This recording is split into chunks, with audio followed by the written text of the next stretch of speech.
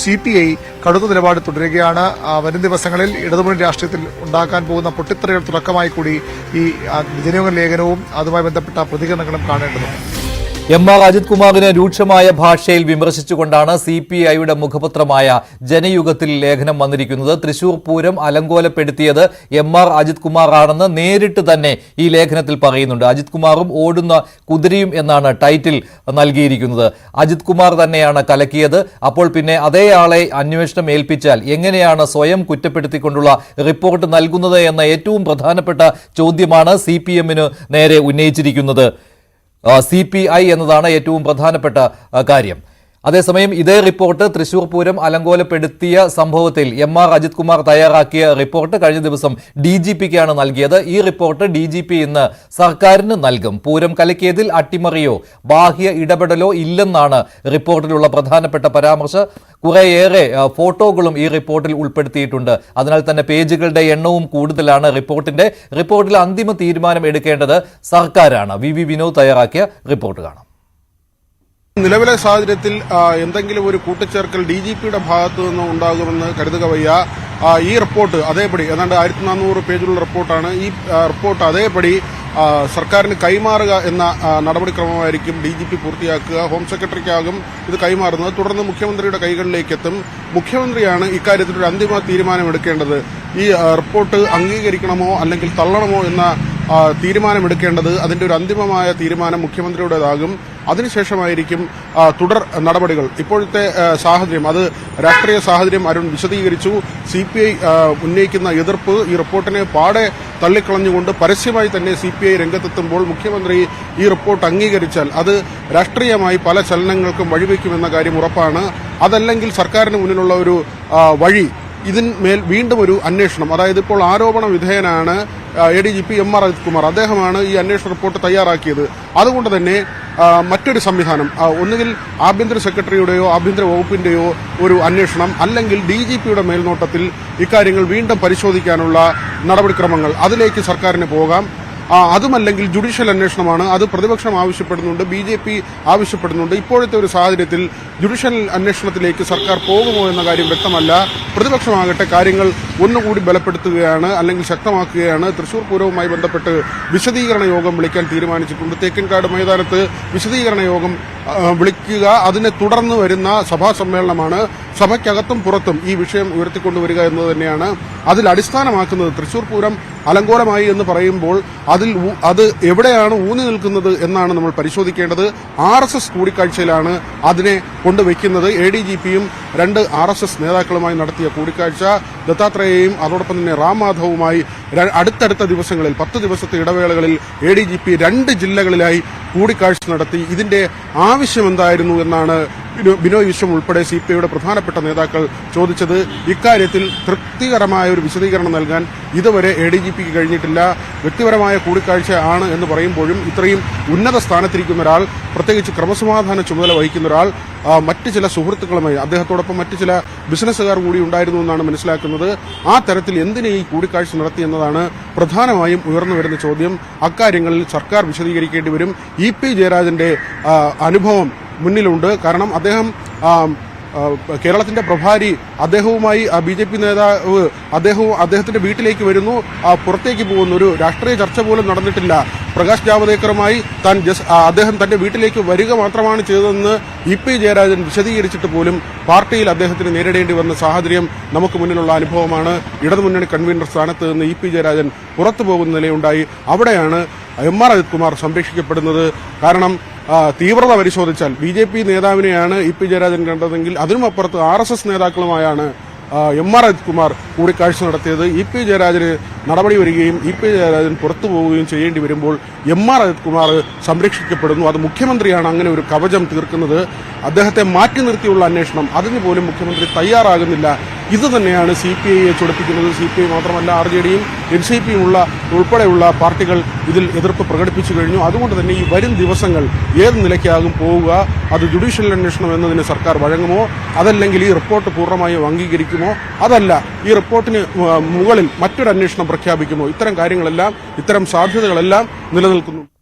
DGP ഇന്ന് MR Ajith Kumar നൽകിയ report സർക്കാരിന് കൈമാറും. അതേസമയം തന്നെ തൃശൂരിലെ തോൽവിയെക്കുറിച്ചുള്ള KPCCയുടെ അന്വേഷണ റിപ്പോർട്ടിനെ കുറിച്ചും ഇപ്പോൾ വിവാദം ഉയരുകയാണ്. KPCCയുടെ അന്വേഷണ റിപ്പോർട്ടിൽ തൃശൂർ പൂരം അലങ്കോലപ്പെട്ടത് തൃശൂരിലെ തോൽവിക്ക് UDFന്റെ തോൽവിക്ക് കാരണമായിട്ടില്ല എന്നുള്ള പരാമർശമുണ്ട്. ഇതാണ് ഇപ്പോൾ BJP ആയുധമാക്കുന്നത്. ഈ റിപ്പോർട്ടിനെ KPCCയുടെ റിപ്പോർട്ടിനെ BJP സ്വാഗതം ചെയ്തിട്ടുണ്ട്.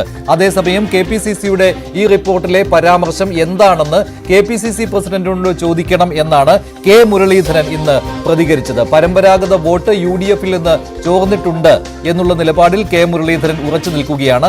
അതിന്റെ മെച്ചം പക്ഷേ സുനിൽകുമാറിന് കിട്ടിയില്ല. അവിടെയാണ് പിണറായി വിജയൻ കളിച്ചതും സുരേഷ് ഗോപി ജയിച്ചതുമെന്നാണ് കെ മുരളീധരൻ പറയുന്നത്. അതായത് KPCC റിപ്പോർട്ടിലെ പരാമർശത്തെ തള്ളിക്കളയുകയാണ് കെ മുരളീധരൻ. അതേസമയം BJP KPCC റിപ്പോർട്ടിനെ സ്വാഗതം ചെയ്യുകയാണ്. KPCC റിപ്പോർട്ടിൽ ജുഡീഷ്യൽ അന്വേഷണം വേണം എന്ന് ആവശ്യപ്പെട്ടിട്ടുണ്ട്. തൃശൂർ പൂരം അലങ്കോലമായതിനെ കുറിച്ച് ഇത് BJPയുടെ നിലപാട് തന്നെയാണെന്നാണ് BJP പറയുന്നത്. എന്നാൽ കെ മുരളീധരൻ ഈ വിഷയത്തിൽ KPCCയോട് വിയോജിപ്പ് പ്രകടിപ്പിച്ചു. ആര് തയ്യാറാക്കി UDFന്റെ റിപ്പോർട്ട്? ഏതിന്റെ അന്വേഷണം? ആര് പരാതി കൊടുത്തു? അത് തന്നെ, ആരാ പരാതി കൊടുത്തത്? അങ്ങനെയാണെങ്കിൽ അതിന്റെ റിപ്പോർട്ട് എന്താണെന്ന് നിങ്ങൾ KPCയോട് ചോദിക്കുക. എന്നോട് ചോദിച്ചിട്ട് കാര്യമില്ല, കാരണം ഞാൻ പരാതിക്കാരനല്ല. UDFന്റെ സംഘടനാപരമായിട്ടുള്ള ദൗർബല്യമാണെങ്കിൽ അതിന്റെ മെച്ചം കിട്ടേണ്ട LDFനല്ലേ? അടുത്ത ചോദ്യം അതാണ്. തൃശ്ശൂരിന്റെ ഒരു രീതി അങ്ങനെയാണല്ലോ. കെ കരുണാകരൻ മത്സരിച്ചു, സംഘടനാപരമായിട്ടുള്ള പ്രശ്നങ്ങളെ കാരണം അദ്ദേഹം പരാജയപ്പെട്ടവർ ജയിച്ചത് VV രാഘവനാണ്.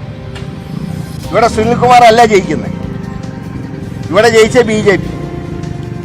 അപ്പോ സ്വന്തം മുന്നണിക്ക് കിട്ടേണ്ട സംവിധാനം പോലും അട്ടിമറിച്ച് പിണറായി ആ വിജയം ഒരു താലത്തിലാക്കി BJPക്ക് കൊടുത്തു. അതാ ഞങ്ങളുടെ പരാതി. KPCCയുടെ റിപ്പോർട്ടിനോട് വിയോജിപ്പ് പ്രകടിപ്പിക്കുകയാണ് കെ മുരളീധരൻ. മറ്റൊരു വാർത്തയിലേക്ക്. കർണാടകത്തിലെ ഷിരൂരിൽ നടത്തിയ തെരച്ചിലിൽ അർജുന്റെ ലോറിയുടെ ഭാഗങ്ങൾ കണ്ടെത്തി. ഇക്കാര്യം ലോറി ഉടമയായ മനാഫ് സ്ഥിരീകരിച്ചിട്ടുണ്ട്. മനാഫിന്റെ പ്രതികരണം ആദ്യം കേൾക്കാം. തിരച്ചിൽ ഇപ്പോഴും ഗംഗാവലി പുഴയിൽ തുടരുകയാണ്. ഇപ്പോൾ നമുക്കൊരു ക്രാഷ് ഗാർഡ് ഇപ്പോൾ ഈ ഡ്രഡ്ജർ ഉപയോഗിച്ചുള്ള തെരച്ചിൽ കിട്ടിയത് നമ്മുടെ അർജുന്റെ വാഹനത്തിൽ തന്നെയാണോ? ബാക്ക് സൈഡിലല്ലേ ഗാർഡ്? അത് നമ്മളെ തന്നെ. കയറും നമ്മളെ തന്നെ. പിന്നെ ഒരു വേറെ ഏതൊരു വാഹനത്തിന്റെ വലിയൊരു ചതിങ്ങിയ ഭാഗം കിട്ടിക്കുന്നു, അത് നമ്മളതല്ല. ഇപ്പോൾ ലഭിച്ച ആ സംഭവം നമ്മുടെ അർജുന്റെ വാഹനം. ഇപ്പം 3 ഐറ്റം സാധനങ്ങൾ ഒറ്റയടിക്ക് കിട്ടിയത്. ആ 3-ൽ കയറ് നമ്മളതാണ്. അത് മുന്നേ നമ്മൾ കണ്ടെത്തിയ സാധനമാണ്. അത് ഓരോന്നും കൂടി അതിൻ്റെ അടിയിൽ നിന്ന് എടുത്തുന്നുള്ളൂ. രണ്ടാമത്തത് ഒരു ബാക്കത്തെ ബമ്പറാണ്. അതിന്റെ ക്രാഷ് ഗാർഡ് എന്ത് വേണം പറയാം അതിനെ, അതും നമ്മളതാണ്. അങ്ങനെയാണെങ്കിൽ നമ്മൾ അർജുന്റെ ലോറിക്കരികിലേക്കാണ് ഇപ്പോൾ ഡ്രഡ്ജർ വെച്ച് തെരച്ചിൽ നടത്തുന്നത് പ്രതീക്ഷയുണ്ട്. നമ്മൾ മുന്നേ പറയുന്ന വിഷയമാണ്. ഇതാണ് ലക്ഷ്മൺ നായക്കിന്റെ ചായക്കടന്റെ പിൻവശം. ലക്ഷ്മൺ നായക്കിന്റെ ചായക്കടന്റെ പിൻവശം ആണ് ആദ്യം നോക്കേണ്ടതെന്ന് പലവട്ടം പറഞ്ഞ വിഷയമാണ്. നമ്മളെ വണ്ടി പോകാൻ കൂടുതൽ സാധ്യതയുള്ള സ്ഥലം ഇതാണ്. കൂടുതൽ സാധ്യത ഇവിടെ ഉണ്ട് എന്ന് ഉറപ്പൊന്നും പറയാൻ പറ്റൂല. എന്നാലും സാധ്യത കൂടുതൽ ഇവിടാണ്. ഈ ഭാഗത്തേക്കാണ് വണ്ടി പാർക്ക് ചെയ്തതിന്. അവിടുന്ന് മണ്ണിന്റെ കൂട്ടത്തിൽ നീങ്ങി വരുന്ന സമയത്ത് നേരെ വന്നിട്ട് ഇവിടെ പതിക്കാനേ സാധ്യതയുള്ളൂ. ഈ സ്ഥലം നല്ലപോലെ പരിശോധിക്കുകയാണെന്നുണ്ടെങ്കിൽ ഇവിടെ തന്നെ നമുക്ക് വണ്ടി കണ്ടെത്താൻ കഴിയുമെന്ന് പ്രതീക്ഷിക്കാം. അർജുന്റെ ലോറിയുടെ ഭാഗങ്ങൾ കിട്ടി. ഇക്കാര്യം ലോറി ഉടമയായ മനാഫ് സ്ഥിരീകരിച്ചിട്ടുണ്ട്. തിരച്ചിൽ ഇപ്പോഴും ഗംഗാവലി പുഴയിൽ തുടരുകയാണ്. നാവികസേന സ്ഥലത്തുണ്ട്. ഒപ്പം മേജർ ജനറൽ ഇന്ദ്രബാലനും സംഘവും ഷിരൂരിലേക്ക് എത്തും. സോണാർ പരിശോധനയും ഈ ഭാഗത്ത് നടത്തുകയാണ്. കഴിഞ്ഞ ദിവസം അസ്ഥി കണ്ടെത്തിയിരുന്നു ഇതേ ഭാഗത്ത് നിന്ന്. ഇപ്പോൾ തിരച്ചിൽ തുടരുന്നതിന്റെ കൂടുതൽ വിവരങ്ങളുമായി KV ബൈജു ചേരുകയാണ്. ബൈജു, ഇപ്പോൾ അർജുന്റെ ലോറിയാണ് എന്നുള്ള കാര്യം സ്ഥിരീകരിച്ചു കഴിഞ്ഞു. ഇനി എന്ത് തിരച്ചിലൊക്കെയാണ് ഇപ്പോൾ നടന്നുകൊണ്ടിരിക്കുന്നത്?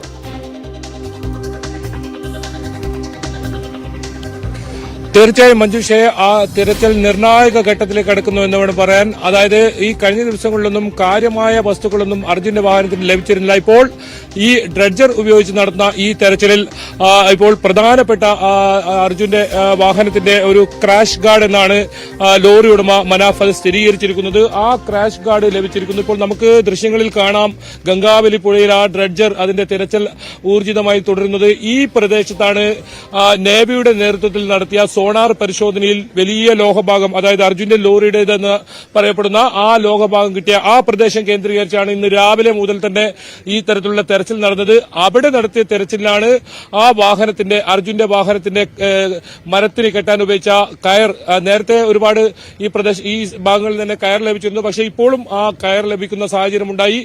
അതിനൊപ്പം ഏറ്റവും പ്രധാനം ആ ക്രാഷ് ഗാർഡ് ലഭിച്ചു എന്നതാണ്. അതിനൊരു നമ്പർ പ്ലേറ്റിന്റെ ഭാഗവും ആ സമയത്ത് കാണാമായിരുന്നു. പക്ഷേ അത് ഒരു വ്യക്തത വന്നിട്ടില്ല ആ നമ്പർ എത്രയാണെന്നുള്ളത്. പക്ഷേ ലോറി ഉടമ മനാഫ് അത് തങ്ങളുടെ ലോറിയുടേതാണെന്ന് സ്ഥിരീകരിച്ചിട്ടുണ്ട്. കൂടുതൽ വസ്തുക്കൾ ഈ പ്രദേശത്ത് തെരച്ചിൽ നടത്തുമ്പോൾ ലഭിക്കുന്നു എന്നത് തന്നെയാണ് നിർണായകമാകുന്നത്. ഏതായാലും മഞ്ജുഷ് സൂചിപ്പിച്ചതുപോലെ തന്നെ ഇന്ദ്രപാൽ അദ്ദേഹം 3 മണിയോടുകൂടി ഇവിടെ എത്തുമെന്നാണ് അറിയിച്ചിട്ടുള്ളത്. അദ്ദേഹം കൂടി ഈ തെരച്ചിലിന്റെ ഭാഗമാവുന്നു, തെരച്ചിലിന് നേതൃത്വം നൽകാനെത്തുന്നു.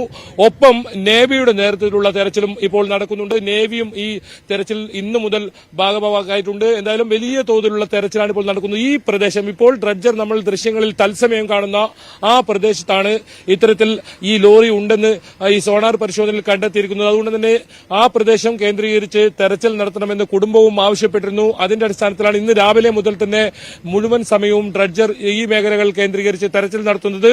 എന്നാലും ഇന്നലെ കിട്ടിയ ആ വസ്തു, അതായത് എല്ല് വസ്തു തുടയുടെ എല്ലാണെന്ന് പറയുന്നത്, എന്നാലും ആ വസ്തു മംഗലാപുരത്തെ ഫോറൻസിക് ലാബിൽ അയച്ചിട്ടുണ്ട്. അവിടെ നിന്നും മനുഷ്യന്റേതാണോ അതല്ല മൃഗത്തിന്റേതാണോ എന്ന കാര്യത്തിൽ ഒരു സ്ഥിരീകരണം നമുക്ക് അല്പസമയത്തിനകം നൽകാൻ കഴിയും. പക്ഷേ അപ്പോഴും ഇനി മനുഷ്യന്റേതാണെങ്കിൽ അത് ആരുടേതെന്ന് അറിയാൻ 3-4 ദിവസം കാത്തിരിക്കേണ്ടി വരും. എന്തായാലും നിർണായകമായ ഘട്ടത്തിലൂടെയാണ് ശിരൂർ ദൌത്യം മുന്നോട്ട് പോകുന്നത്. ഇന്ന് 3-ാം ദിവസമായിരിക്കുന്നു.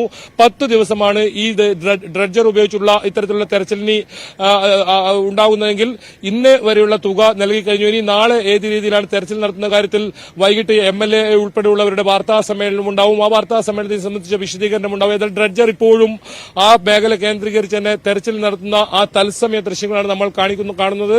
ആ ഭാഗത്ത് ഒരുപാട് സാധനങ്ങൾ, ഒരുപാട് വസ്തുക്കൾ ഇത്തരത്തിൽ ലഭിക്കുന്ന ഒരു സാഹചര്യമുണ്ട്. ഒരു ബാഗ് ലഭിച്ചു. പക്ഷേ ആ ബാഗ് അർജുന്റേതല്ല എന്ന് അഞ്ജു സ്ഥിരീകരിച്ചിരിക്കുന്നു. അർജുന്റെ ബാഗ് അത്തരത്തിലുള്ള ബാഗ് ആയിരുന്നില്ല അർജുൻ ഉപയോഗിച്ചതെന്നാണ് അവർ സ്ഥിരീകരിക്കുന്നത്. ഏതായാലും ബമ്പർ, ക്രാഷ് ഗാർഡ്, ബമ്പർ ലഭിച്ചത് തന്നെ ഏറ്റവും പ്രധാനമാണ്. കാര്യമായ വസ്തുക്കളൊന്നും തന്നെ ഈ വാഹനത്തിന് ലഭിച്ചിരുന്നില്ല. ഇന്നാണ് ഇത്തരത്തിൽ അർജുന്റെ വാഹനത്തിന് എന്ന് പറയുന്ന ഒരു വസ്തു ലഭിക്കുന്ന സാഹചര്യമുണ്ടായത്. എന്തായാലും ആ നിർണായക ഘട്ടത്തിലൂടെ ശിരൂർ ദൌത്യം മുന്നോട്ട് ഊർജിതമായി തന്നെ പോകുന്നുണ്ട്. മഞ്ജുഷ്, ഇപ്പോൾ ക്രാഷ് ഗാർഡ് കണ്ടെത്തിയ ആ ഭാഗത്ത് അവിടെ തിരച്ചിൽ നടത്തണം എന്നാണല്ലോ ഇപ്പോൾ മനാഫ് ആവശ്യപ്പെടുന്നത്. അതേ ഭാഗത്താണോ ഇപ്പോൾ തിരച്ചിൽ നടത്തിക്കൊണ്ടിരിക്കുന്നത്? ഇപ്പോൾ ഏകദേശം ഇപ്പോൾ അർജുന്റെ ലോറി ആ ഭാഗത്തുണ്ട്. പക്ഷേ ലോറി തകർന്നിട്ടുണ്ട്. അതിന്റെ ഒരു സൂചന കൂടിയാണല്ലോ ഇപ്പോൾ ലോഹഭാഗങ്ങളായിട്ട് കിടക്കുന്നത് കാണുന്നത്.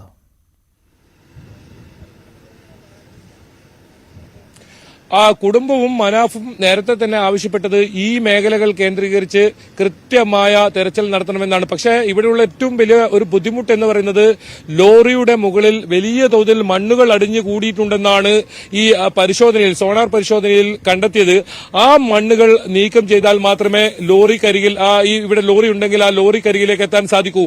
പക്ഷേ വലിയ തോതിൽ കേടുപാട് സംഭവിച്ചിട്ടുണ്ടാകാൻ സാധ്യതയില്ല എന്നാണ് ഈ നേവിയുടെ പരിശോധനയിലും വ്യക്തമായത്. ഇപ്പോൾ ക്രാഷ് ഗാർഡ് ആണ് ലഭിച്ചത്. വലിയ തോതിൽ ആ ലോറിയുടെ ഭാഗങ്ങൾ ഒന്നും തന്നെ ലഭിച്ചിട്ടില്ല.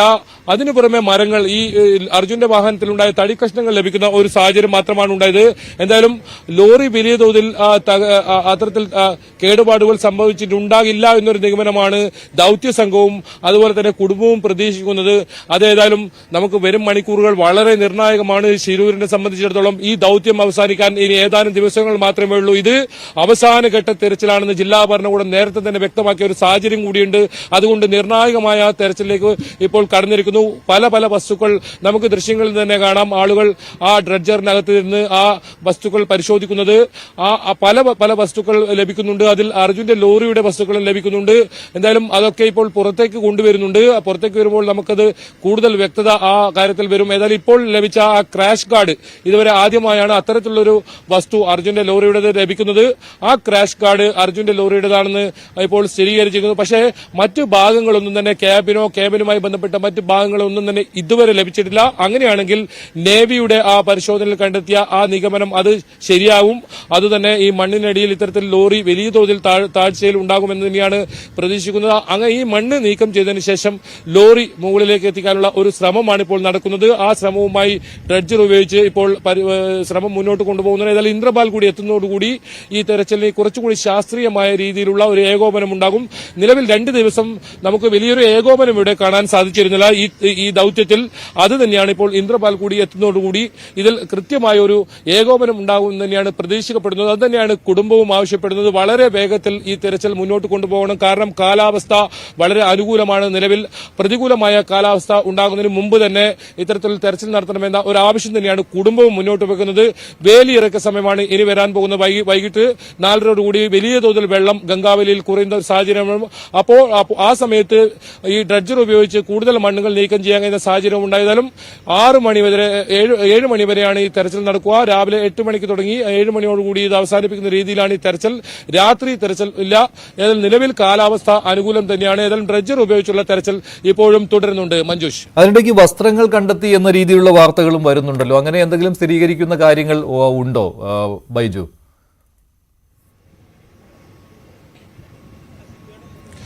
മഞ്ജുഷ്, അല്പസമയം മുമ്പാണ് ചില വസ്ത്രത്തിന്റെ ഭാഗങ്ങൾ ഈ തെരച്ചിലിൽ കണ്ടെത്തിയത്. ആ കിട്ടിയ ലഭിച്ച വസ്തുക്കളൊക്കെ ഡ്രഡ്ജറിനകത്ത് തന്നെ സൂക്ഷിച്ചിട്ടുണ്ട്. അത് പുറത്തേക്ക് കൊണ്ടുവരുമെന്നാണ് അവർ പറഞ്ഞത്. പക്ഷേ ഒരുപാട് വസ്തുക്കൾ ഇങ്ങനെ ലഭിക്കുന്നതുകൊണ്ട് അതെല്ലാം ഒരേ സമയത്ത് പുറത്തേക്ക് കൊണ്ടുവരാനാണ് അവർ ശ്രമം നടക്കുന്നത്. ചെറിയൊരു വസ്ത്രം ലഭിച്ചിട്ടുണ്ട്. പക്ഷെ അതൊന്നും അർജുന്റേതാണെന്നുള്ള ഒരു സ്ഥിരീകരണവും വന്നിട്ടില്ല. ഇതിലാകെ ഒരു സ്ഥിരീകരണം വന്നത് ആ ബമ്പർ അർജുന്റേതാണെന്ന് ലോറി ഉടമ മനാഫ് പറയുകയുണ്ടായി. പക്ഷേ അതും കൃത്യമായ ഒരു സ്ഥിരീകരണം അത് നമുക്ക് പുറത്തേക്ക് എത്തിയാൽ മാത്രമേ അതിൽ എന്തെങ്കിലും മാറ്റമുണ്ടാവൂ എന്ന് മനസ്സിലാക്കാൻ പറ്റൂ. എന്നാലും നിലവിൽ കാര്യമായൊരു വസ്തു അർജുന്റെ വാഹനത്തിന്റെ ഇതുവരെ ലഭിച്ചിട്ടില്ല എന്ന് തന്നെ പറയേണ്ടി വരും. ഇന്നലെ ലഭിച്ച അസ്ഥി അതാണ് ഏറ്റവും നിർണായകമാവുക. അതിന്റെ പരിശോധനാ ഫലം നിർണായകം തന്നെയാണ്. അത് മനുഷ്യന്റേതാണോ എന്ന കാര്യത്തിൽ, അതല്ല മൃഗത്തിന്റേതോ ആണോ എന്ന കാര്യത്തിൽ ഇന്ന് വൈകിട്ടോടുകൂടി തന്നെ നമുക്ക് ആ വിവരം പങ്കുവെക്കാൻ സാധിക്കും. ഫോറൻസിക് അധികൃതരുമായി മംഗളൂരുവിലെ അധികൃതരുമായി നമ്മൾ ബന്ധപ്പെട്ടിരുന്നു. അവർ ആ വിവരം നമുക്ക് കൈമാറാം. ഇന്ന് വൈകുന്നേരം ആകുമ്പോഴേക്ക് തന്നെ ആ വിവരം നമുക്ക് ലഭിക്കും. എന്തായാലും മറ്റ് DNA ഫലം അങ്ങനെ മനുഷ്യന്റേതാണെങ്കിൽ അത് ആരുടേതാണ് എന്ന് സംബന്ധിച്ച് 3 DNA സാമ്പിൾ കൂടി അതിനൊപ്പം മംഗളൂരുവിലേക്ക് അയച്ചിട്ടുണ്ട്. അത് ലോകേഷിന്റെയും ജഗന്നാഥിന്റെയും അർജുന്റെ സഹോദരന്റെയും ആയ ആ സാമ്പിളുകളാണ്. ആ സാമ്പിളുകളുമായി അത് ഒത്തുപോകുന്നുണ്ടോ എന്ന് നോക്കേണ്ടി വരും. എന്തായാലും വളരെ നിർണായകമായ ഘട്ടത്തിലൂടെ ശിരൂർ ദൌത്യം മുന്നോട്ട് പോകുന്നുണ്ട് എന്ന് വേണം പറയാൻ.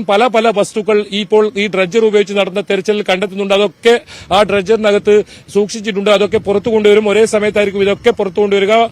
മഞ്ജുഷ് സൂചിപ്പിച്ചതുപോലെ തന്നെ ഒരു ഷർട്ടിന്റെ ഒരു ഭാഗം, ഒരു ബാഗ്, അതിനൊപ്പം ക്രാഷ് ഗാർഡ്, ആ വാഹനത്തിലെ കയറ്, ഇത്രയും വസ്തുക്കളാണ് ഇപ്പോൾ ലഭിച്ചിട്ടുള്ളത്. ഏതായാലും തിരച്ചിൽ ഇപ്പോഴും തുടർന്നുകൊണ്ടേയിരിക്കുന്നു.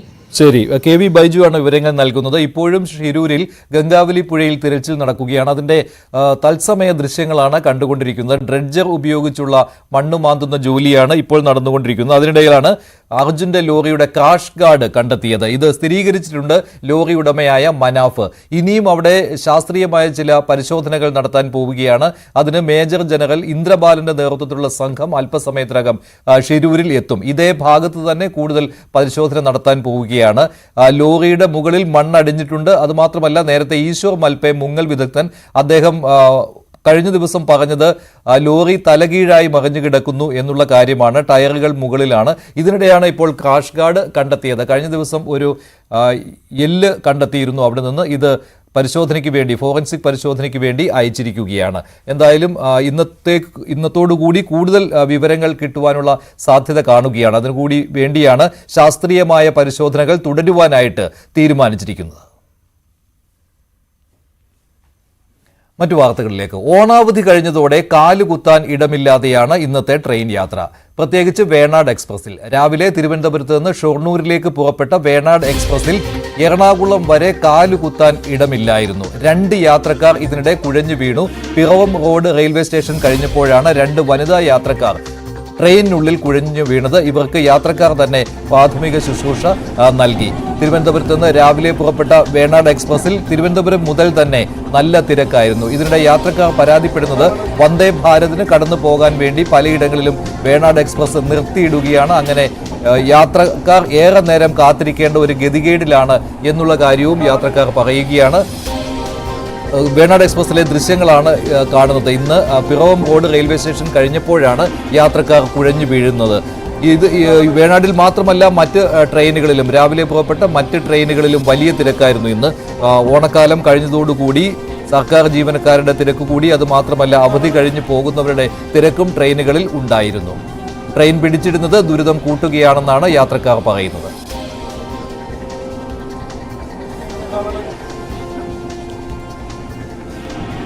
കൂടുതൽ വിവരങ്ങളുമായി ആജ്ഞ രവീന്ദ്രൻ ചേരുകയാണ്. ആജ്ഞ, ഇന്ന് വേണാടിൽ മാത്രമല്ലായിരുന്നുവല്ലോ ഈ ദുരിത യാത്ര. എറണാകുളം കഴിഞ്ഞപ്പോഴേക്കും വേണാടിൽ തിരക്ക് കുറഞ്ഞിരുന്നോ? എങ്ങനെയാണ് യാത്രക്കാർ പറയുന്നത്? തിരുവനന്തപുരത്ത് നിന്നും വേണാടിന് ഈ ഓണാവധി കഴിഞ്ഞിട്ടുള്ള റഷ് കൂടി എന്നുള്ളത് വാസ്തവമാണ്. പക്ഷേ ഇന്നലെ പോലും ദിനം പ്രതി വേണാടിലെ ഒരു സാഹചര്യം ഇങ്ങനെ തന്നെയാണ്. എപ്പോഴും, അതായത് തിരുവനന്തപുരം മുതൽ ഷൊർണൂർ വരെയുള്ള ട്രെയിനാണ്. അത് എപ്പോഴും തിരുവനന്തപുരത്തു നിന്നും എറണാകുളം വരെയുള്ള കൂടുതലും ഓഫീസേഴ്സ് ആണ്. അതിൽ ഓഫീസ് ജോലി ചെയ്യുന്ന ആളുകൾ, ഓഫീസ് ടൈമിൽ ജോലി ചെയ്യുന്ന ആളുകൾ ആശ്രയിക്കുന്ന ട്രെയിൻ കൂടിയാണ്. ആ ഒരു സാഹചര്യത്തിൽ ബോഗികൾ കൂട്ടണമെന്നുള്ള ആവശ്യം നേരത്തെ തന്നെ ഉന്നയിച്ചിട്ടുണ്ടായിരുന്നു. മാത്രമല്ല ഇങ്ങനെ യാത്രക്കാർക്ക് ദേഹാസ്വസ്ഥ്യം ഉണ്ടാകുന്നതും അതല്ലെങ്കിൽ ഇങ്ങനെ കുഴഞ്ഞു വീഴുന്ന സാഹചര്യമൊക്കെ നിരന്തരം ഉണ്ടായിക്കൊണ്ടിരിക്കുന്ന ഒരു സാഹചര്യം തന്നെയാണ്. അങ്ങനത്തെ അത്രയും തിരക്ക് ആ ട്രെയിനിൽ എല്ലാ ദിവസവും ഉണ്ട്. അത് പ്രത്യേകിച്ചും ഈ പറഞ്ഞതുപോലെ ഓഫീസ് ടൈമിൽ വേറൊരു ട്രെയിൻ ഇല്ലാത്ത ഒരു പ്രശ്നമായിട്ട് നേരത്തെ തന്നെ യാത്രക്കാർ ചൂണ്ടിക്കാണിച്ചിരുന്നു. അതുമായി ബന്ധപ്പെട്ട് സമരങ്ങളും പ്രതിഷേധങ്ങളും നടന്നിട്ടുണ്ടായിരുന്നു. ഇടയ്ക്ക്, അതായത് പാലരുവിക്കും വേണാണ്ടും ഇടയ്ക്കൊരു മെമു ട്രെയിൻ അനുവദിക്കുക, അതല്ലെങ്കിൽ ഈ വേണാടിന്റെയോ പാലരുവിയുടെയോ കോച്ചിന്റെ എണ്ണം, ജനറൽ കമ്പാർട്ട്മെന്റുകളുടെ എണ്ണം കൂട്ടുക തുടങ്ങിയ ആവശ്യങ്ങൾ ഉന്നയിച്ച് നിരവധി തവണ, എനിക്ക് തോന്നുന്നു ഒരു 3 മാസത്തിലുള്ള 4-5 തവണ യാത്രക്കാർ എല്ലാവരും കൂടി സംഘടിച്ച് വലിയ പ്രൊട്ടസ്റ്റുകൾ നടത്തുകയും പ്രതിഷേധവുമായി സ്റ്റേഷൻ മാസ്റ്ററെ ഉപരോധിക്കുന്ന സാഹചര്യം ഒക്കെ ഉണ്ടായിട്ടുണ്ട്. പക്ഷെ എന്നിരുന്നാൽ പോലും ഇത്തരം സാഹചര്യത്തിൽ റെയിൽവേ അത് ആ സമരം ഒത്തുതീർപ്പാക്കാനായി ഉള്ള ഉറപ്പ് നൽകുന്നതല്ലാതെ ആ ഉറപ്പ് പാലിക്കുന്ന സാഹചര്യമൊന്നും കണ്ടിട്ടില്ല. ഇത് മാത്രമല്ല, ഈ വേണാടിന്റെ ദുരിതയാത്ര വ്യാപകമാകുന്ന, നിരന്തരം ആവർത്തിക്കുന്ന ഒരു സാഹചര്യത്തിൽ ഭയങ്കര വ്യാപകമായ പ്രതിഷേധത്തിലേക്ക് യാത്രക്കാർ നീങ്ങുന്ന ഒരു സാഹചര്യമുണ്ട്. വന്ദേ ഭാരതിന് വേണ്ടിയിട്ട് ട്രെയിൻ പിടിച്ചിടുന്ന ഒരു സാഹചര്യം മാത്രമല്ല, ഓഫീസ് ടൈമിൽ പറഞ്ഞതുപോലെ ഓഫീസ് ടൈമിൽ എറണാകുളത്ത് എത്തുന്ന ഒരു ട്രെയിനാണ്. അതുകൊണ്ട് തന്നെ നിരവധി ആൾക്കാർ ഇതിനിടയിലുള്ള തിരുവനന്തപുരത്തിനും എറണാകുളത്തിനും ഇടയിലുള്ള എറണാകുളത്തേക്ക് ജോലി ചെയ്യുന്ന ആളുകൾ വരുന്ന ഒരു ട്രെയിൻ കൂടി ആയതുകൊണ്ട് അതിൽ തിരക്ക് കൂടുതലാണ്. ലേഡീസ് കമ്പാർട്ട്മെന്റിൽ ആണെങ്കിൽ പോലും തിങ്ങി നിറഞ്ഞ ആളുകൾ നിൽക്കുന്ന സാഹചര്യം എല്ലാ ദിവസവും അവരുടെ വേണാണ്ട സ്ഥിരം കാഴ്ചയാണ്. അത് പരിഹരിക്കണം എന്ന് പറയുന്നതല്ലാതെ സമയക്രമം പാലിക്കുന്നില്ല. മാത്രമല്ല, എറണാകുളം സൗത്ത് റെയിൽവേ സ്റ്റേഷനിൽ നിന്നും അതിന്റെ സ്റ്റോപ്പ് എടുത്ത് മാറ്റിയതോടെ കൂടുതൽ യാത്രാ ദുരിതം ഉണ്ടാകുന്ന ഒരു അവസ്ഥ കൂടി ഉണ്ട്. അത് ശരി, ആജ്ഞ രവീന്ദ്രനാണ് വിവരങ്ങൾ നൽകിയത്. വേണാട് എക്സ്പ്രസിലെ കാഴ്ചയാണ് ഇന്നത്തേത്. ഓണാവധി കഴിഞ്ഞുള്ള വലിയ തിരക്കായിരുന്നു ഇന്ന് തീവണ്ടികളിൽ. അതിൽ പ്രത്യേകിച്ച് വേണാട് എക്സ്പ്രസിൽ വലിയ തിരക്കാണ് അനുഭവപ്പെട്ടത്. യാത്രക്കാർ കുഴഞ്ഞു വീഴുകയായിരുന്നു. ഇത് കഴിഞ്ഞ ദിവസം പരശുറാം എക്സ്പ്രസിലും സ്ഥിരമായിട്ട് സംഭവിക്കുന്ന ഒരു കാര്യമാണിത്. വേണാടിലും യാത്രക്കാരുടെ വലിയ തിരക്ക് പല ദിവസങ്ങളിലും ഉണ്ടാകാറുള്ളതാണ്. മറ്റു വാർത്തകളിലേക്ക്. കുട്ടികളുടെ അശ്ലീല ചിത്രങ്ങൾ ഡൗൺലോഡ് ചെയ്ത് സൂക്ഷിക്കുന്നതും കാണുന്നതും പോക്സോ നിയമപ്രകാരം കുറ്റകരമാണെന്ന് സുപ്രീം കോടതി. ചീഫ് ജസ്റ്റിസ് DY ചന്ദ്രചൂഡ് അധ്യക്ഷനായ ബെഞ്ചിന്റേതാണ് സുപ്രധാനമായ വിധി. കുട്ടികളുടെ അശ്ലീല വീഡിയോകൾ ഡൗൺലോഡ് ചെയ്ത് കാണുന്നത് പോക്സോ നിയമപ്രകാരവും IT ആക്ട് പ്രകാരവും കുറ്റകരമല്ലെന്ന് മദ്രാസ് ഹൈക്കോടതി നേരത്തെ വിധിച്ചിരുന്നു. കുട്ടികളുടെ അശ്ലീല വീഡിയോകൾ പ്രചരിപ്പിച്ചാൽ മാത്രമേ അത് കുറ്റകരമാവുകയുള്ളൂ എന്നായിരുന്നു മദ്രാസ് ഹൈക്കോടതിയുടെ വിധി. ഇതിനെതിരെ ഒരു സന്നദ്ധ സംഘടന നൽകിയ ഹർജിയിലാണ് സുപ്രീം കോടതിയുടെ വിധി പ്രസ്താവം. മദ്രാസ് ഹൈക്കോടതി ഉത്തരവ് സുപ്രീം കോടതി റദ്ദാക്കിയിട്ടുണ്ട്. അശ്ലീല ദൃശ്യങ്ങൾ ലഭിച്ചാൽ അത് പോലീസിനെ അറിയിക്കാതിരിക്കുന്നത് കുറ്റകരമാണെന്നും സുപ്രീം കോടതിയുടെ ഉത്തരവിൽ ഉണ്ട്.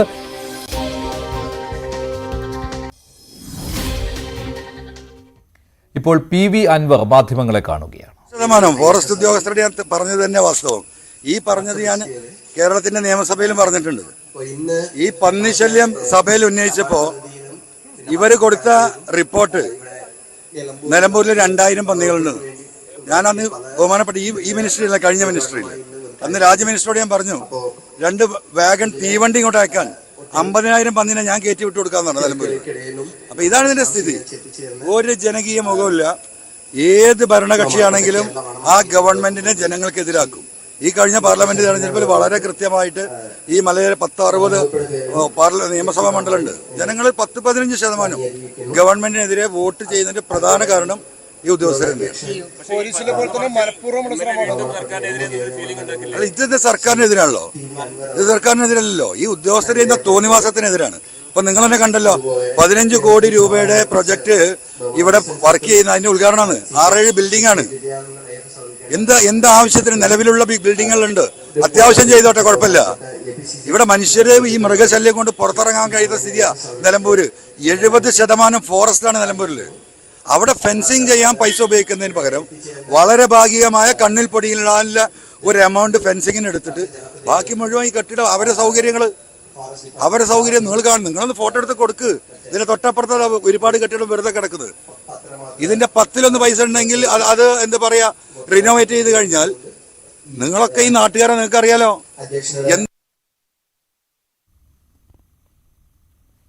അത് അവരുടെ സൗകര്യത്തിനാണ്. ജനങ്ങളായിട്ടൊരു ബന്ധമില്ല, അതന്നെ വിഷയം.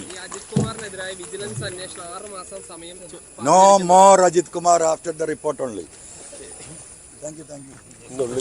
എം.ആർ. അജിത് കുമാറിനെതിരെ അല്ല ഇപ്പോൾ പി.വി. അൻവർ അടുത്ത വിഷയം ഉന്നയിക്കുകയാണ്. വനം വകുപ്പിനെതിരെയാണ് ഇപ്പോൾ പി.വി. അൻവർ ആരോപണങ്ങൾ ഉന്നയിക്കുന്നത്. ഇന്ന് നിലമ്പൂരിൽ വനം വകുപ്പിന്റെ ഒരു പരിപാടി ഉണ്ടായിരുന്നു. അതിൽ വനം മന്ത്രിയും പങ്കെടുത്തതാണ്. ആ പരിപാടിയിൽ പി.വി. അൻവർ വനം വകുപ്പ് ഉദ്യോഗസ്ഥർക്കെതിരെ അതിരൂക്ഷമായ വിമർശനമാണ് ഉന്നയിച്ചത്. അതിനുശേഷം മാധ്യമങ്ങളെ കണ്ടപ്പോഴാണ് വന്യജീവി ആക്രമണങ്ങളിൽ നിന്ന് നാട്ടുകാരെ രക്ഷിക്കുന്നതിനു പകരം ആഡംബര ജീവിതം നയിക്കുകയാണ് വനം വകുപ്പ് ഉദ്യോഗസ്ഥർ എന്ന രീതിയിലുള്ള പ്രതികരണം പി.വി. അൻവർ നടത്തിയത്. ഫെൻസിംഗിന് വെച്ചിട്ടുള്ള തുകയെടുത്ത് വലിയ കെട്ടിടങ്ങൾ പണിയുകയാണ് വനംവകുപ്പ് ഉദ്യോഗസ്ഥർക്ക് വേണ്ടി എന്നുള്ള ആരോപണം പോലും പി.വി. അൻവർ ഉന്നയിക്കുകയാണ് ചെയ്തത്. ഇന്ന് അദ്ദേഹത്തിന്റെ പ്രധാനപ്പെട്ട ആരോപണങ്ങൾ മുഴുവനും വനംവകുപ്പ് ഉദ്യോഗസ്ഥർക്കെതിരെയാണ്.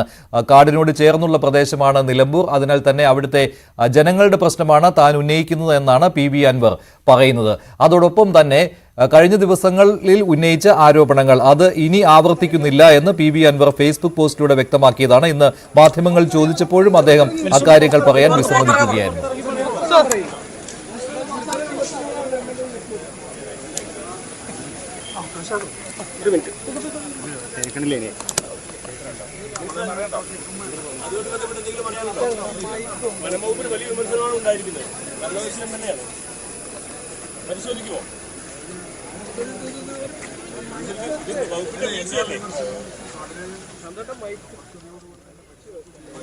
വകുപ്പിന്റെ വീഴ്ചയല്ലേ?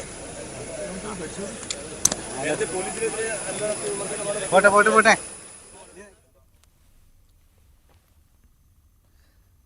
മന്ത്രി എ കെ ശശീന്ദ്രന്റെ പ്രതികരണം തേടുകയായിരുന്നു മാധ്യമങ്ങൾ. വനം വകുപ്പിനെതിരെ അതിരൂക്ഷമായ വിമർശനം പി.വി. അൻവർ ഉന്നയിച്ചത് മന്ത്രിയെ വേദിയിലിരുത്തിക്കൊണ്ടാണ്. നേരത്തെ കെ സുധാകരൻ വനം മന്ത്രിയായിരുന്ന സമയത്ത് പോലും ഒന്നും ചെയ്യാൻ കഴിഞ്ഞില്ല. പിന്നെ പാവം ശശീന്ദ്രൻ മിനിസ്റ്ററെ കൊണ്ട് എന്ത് ചെയ്യാനാണ് എന്നുള്ള കാര്യം പോലും പി.വി. അൻവർ വേദിയിൽ ഉന്നയിക്കുകയുണ്ടായി. മുഖ്യമന്ത്രിയും പാർട്ടിയും തള്ളിപ്പറഞ്ഞതോടെ ഫേസ്ബുക്ക് കവർ ഫോട്ടോ ഇപ്പോൾ മാറ്റിയിരിക്കുകയാണ് അൻവർ. മുഖ്യമന്ത്രിക്കൊപ്പമുള്ള ചിത്രം മാറ്റി ഇപ്പോൾ ജനങ്ങൾക്കൊപ്പമുള്ള ചിത്രമാണ് കവർ ഫോട്ടോയാക്കി മാറ്റിയിരിക്കുന്നത്. സാമൂഹ്യ മാധ്യമങ്ങളിൽ അൻവറിന് സൈബർ സഖാക്കളുടെ പിന്തുണ ഉണ്ട്, അതേസമയം വിമർശനവുമുണ്ട്. പരസ്യ പ്രസ്താവന തൽക്കാലം നിർത്തുന്നുവെന്നും പാർട്ടിയിൽ പൂർണ്ണ വിശ്വാസം ഉണ്ടെന്നുമാണ് അൻവർ ഫേസ്ബുക്കിൽ കുറിച്ചിരുന്നത്. എന്താകും അൻവറിന്റെ തുടർ നീക്കങ്ങൾ എന്നതും ശ്രദ്ധേയമാണ്. പക്ഷേ അല്പസമയം മുമ്പ് മാധ്യമങ്ങളെ കണ്ടപ്പോൾ അൻവർ വനം വകുപ്പിനെതിരെയാണ് ആരോപണങ്ങൾ ഉന്നയിച്ചത്. നേരത്തെ ആഭ്യന്തര വകുപ്പിനെതിരെ ഉന്നയിച്ച ആരോപണങ്ങൾ, പോലീസിനെതിരെ ഉന്നയിച്ച ആരോപണങ്ങൾ അദ്ദേഹം ആവർത്തിക്കാൻ തയ്യാറായിട്ടില്ല. റിപ്പോർട്ട് വരട്ടെ എന്ന കാര്യമാണ് അൻവർ ഇന്ന് മാധ്യമങ്ങളോട് പറഞ്ഞത്. അതായത് DGPയുടെ മേൽനോട്ടത്തിൽ നടത്തുന്ന അന്വേഷണത്തിന്റെ റിപ്പോർട്ട് വരട്ടെ എന്നാണ് അൻവർ ഉദ്ദേശിക്കുന്നത്. വനമന്ത്രിയുടെ സാന്നിധ്യത്തിൽ വനം വകുപ്പ് ഉദ്യോഗസ്ഥരെയാണ് കടുത്ത ഭാഷയിൽ അൻവർ വിമർശിച്ചത്. വന്യജീവി വകുപ്പ് കൈകാര്യം ചെയ്യുന്നവരുടെ മനസ്സ് വന്യജീവികളെക്കാൾ മോശമാണെന്നാണ് അൻവർ നിലമ്പൂരിലെ പ്രസംഗത്തിൽ പറഞ്ഞത്. മറ്റൊരു കാര്യം അദ്ദേഹം പറഞ്ഞത്, മുൻപൊരു DFO ചോദിച്ചത് ആന ചവിട്ടിക്കൊന്നാൽ 10 ലക്ഷം കിട്ടില്ലേ എന്നാണ്. ഇത് ഇടതുപക്ഷ രീതി അല്ലെന്നും ഉദ്യോഗസ്ഥരെ വരച്ച വരയിൽ നിർത്തണമെന്നും പി.വി. അൻവർ തന്റെ പ്രസംഗത്തിൽ പറഞ്ഞു. ഇപ്പോൾ CV അനുമോദ് ചേരുകയാണ് നിലമ്പൂരിൽ നിന്ന് കൂടുതൽ വിവരങ്ങളുമായി. അനുമോദ്, എന്തായാലും അൻവർ കഴിഞ്ഞ ദിവസങ്ങളിൽ അദ്ദേഹം പറഞ്ഞ കാര്യങ്ങൾ, പോലീസിനെതിരെ ഉന്നയിച്ച കാര്യങ്ങൾ, ശശിക്കെതിരെ പറഞ്ഞത്, എം.ആർ. അജിത് കുമാറിനെതിരെ പറഞ്ഞത്, ഇക്കാര്യങ്ങൾ ഇനി ആവർത്തിക്കില്ല എന്ന കാര്യം ഉറപ്പായിരിക്കുകയാണല്ലോ. അവിടെ അൻവർ പറയുന്നത് മുഖ്യമന്ത്രി പറഞ്ഞ അതേ റിപ്പോർട്ടിനെ കുറിച്ചാണ്. പക്ഷേ ഇവിടെ ഇപ്പോൾ വനം വകുപ്പിനെതിരെ അദ്ദേഹം തിരിഞ്ഞത് എന്തെല്ലാം കാര്യങ്ങൾ ചൂണ്ടിക്കാണിച്ചുകൊണ്ടാണ്?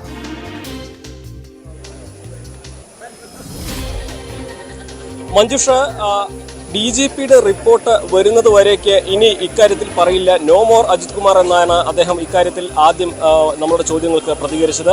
പക്ഷേ അതിനു മുൻപ് വനം മന്ത്രിയെ വേദിയിലിരുത്തിക്കൊണ്ട് വനം വകുപ്പിനെതിരെ അതിരൂക്ഷ വിമർശനമാണ് PB അൻവർ അഴിച്ചുവിട്ടത്. വന്യജീവികളെക്കാൾ മോശമായ മനസ്സാണ് വനംവകുപ്പ് ഉദ്യോഗസ്ഥർക്കെന്ന് അദ്ദേഹം തുറന്നടിച്ചു. പല ഉദ്യോഗസ്ഥരും, നിലമ്പൂരിൽ മുൻപുണ്ടായിരുന്ന പല ഉദ്യോഗസ്ഥരും അത്തരത്തിലാണ് പെരുമാറിയിട്ടുള്ളത്. ഏറ്റവും അധികം വന്യജീവി ശല്യമുള്ള മേഖലയാണ് നിലമ്പൂർ. ഈ വന്യജീവി ശല്യം എന്ന വിഷയം ഒന്നും കണ്ടു. കാരണം ഈ തെരഞ്ഞെടുപ്പിൽ 20% വോട്ട് ഇവിടെ നഷ്ടമായിട്ടുണ്ട്, പലയിടത്തും നഷ്ടമായിട്ടുണ്ട്. അത്രമാത്രം ഗുരുതരമായ ഒരു വിഷയമാണിത്. പക്ഷേ ഉദ്യോഗസ്ഥർ അക്കാര്യം പരിഹരിക്കുവാൻ വേണ്ട ശ്രമം നടത്തുന്നില്ല.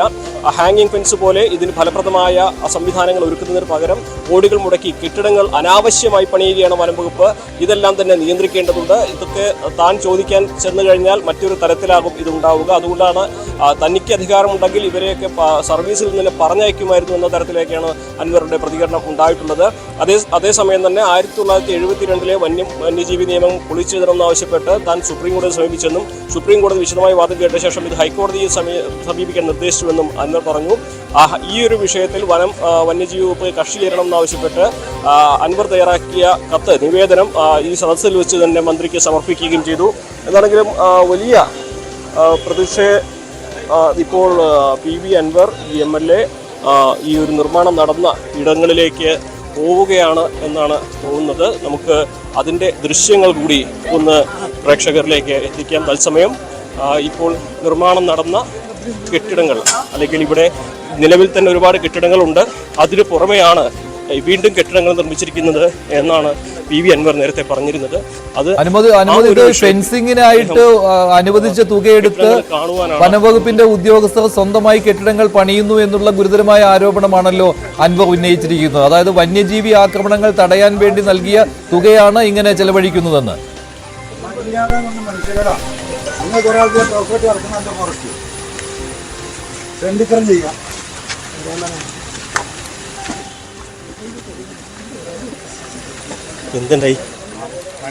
വനംവകുപ്പ് ഉദ്യോഗസ്ഥരെ ചീത്ത വിളിക്കുകയാണ് PB അൻവർ ഇപ്പോൾ ചെയ്യുന്നത്. അദ്ദേഹത്തിന്റെ പരാതി എന്ന് പറയുന്നത് വന്യജീവി ആക്രമണങ്ങൾ തടയുന്നതിന് വേണ്ടി നൽകിയ തുക വനംവകുപ്പ് ചെലവഴിക്കുന്നു, മറ്റാവശ്യങ്ങൾക്ക് വേണ്ടി ചെലവഴിക്കുന്നു എന്നുള്ളതാണ്. നാട്ടിൽ വന്യജീവികൾ സ്വൈരവിഹാരം നടത്തുമ്പോഴും അതിനെതിരായിട്ട് വനംവകുപ്പ് ഉദ്യോഗസ്ഥർ ഒന്നും ചെയ്യുന്നില്ല എന്ന ആരോപണമാണ് PB അൻവർ ഉന്നയിക്കുന്നത്.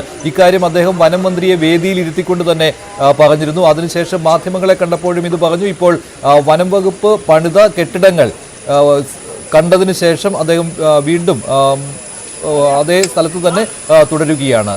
അനുമോദ്, എന്താണ് അൻവർ ഇതിലൂടെ ലക്ഷ്യം വെക്കുന്നത്?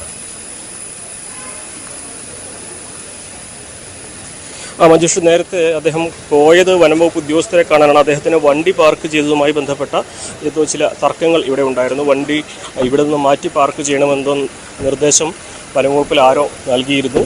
അതിൽ അദ്ദേഹത്തിനുള്ളൊരു പ്രതിഷേധം അവിടെ എത്തി അവരെ നേരിട്ട് അറിയിച്ച ശേഷമാണ് അദ്ദേഹം പറഞ്ഞത്. നമ്മൾ നേരത്തെ പറഞ്ഞതിൽ കെട്ടിടം കാണാൻ പോയതല്ല, മറിച്ച് അദ്ദേഹത്തിൻ്റെ വണ്ടി പാർക്ക് ചെയ്തതുമായി ബന്ധപ്പെട്ട് വനംവകുപ്പ് ഉദ്യോഗസ്ഥർ എന്തോ നിർദ്ദേശം നൽകിയതിലുള്ള പ്രതിഷേധം രേഖപ്പെടുത്തുവാനാണ് അദ്ദേഹം അവിടെ പോയി വനംവകുപ്പ് ഉദ്യോഗസ്ഥരോട് സംസാരിച്ചത്. അതിലിപ്പം രൂക്ഷമായ ഭാഷയിൽ തന്നെയായിരുന്നു അദ്ദേഹത്തിൻ്റെ പ്രതികരണം എന്ന് നമ്മൾ കണ്ടതാണ്. മഞ്ജുഷ്, നേരത്തെ ചോദിച്ചൊരു ചോദ്യത്തിലേക്ക് വരികയാണെങ്കിൽ ഇവിടെ 15 കോടിയുടെ നിർമ്മാണ പ്രവർത്തനങ്ങളാണ് നടന്നിട്ടുള്ളത്.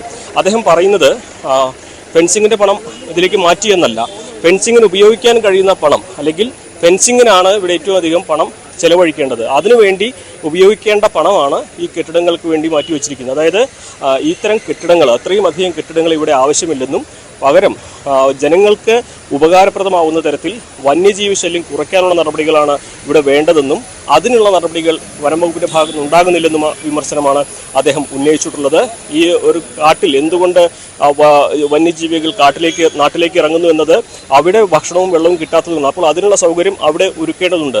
വനത്തിലുള്ള ആർക്കും പ്രവേശിക്കാനാകുന്നില്ല.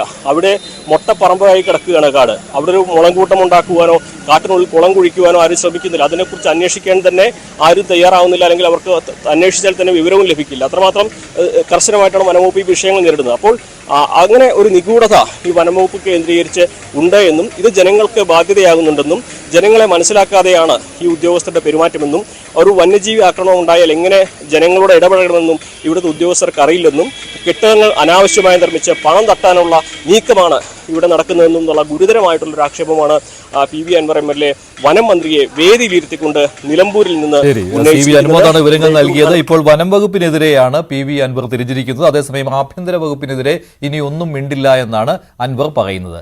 പിണറായി വിജയന്റെ കവച കുണ്ടലങ്ങളാണ് പി ശശിയും MR അജിത് കുമാർ എന്ന് കെ മുരളീധരന്റെ പരിഹാസം. ഇങ്ങനെ പോയാൽ തന്റെ കാര്യം അപകടത്തിലാകുമെന്ന് മുഖ്യമന്ത്രിക്ക് അറിയാം.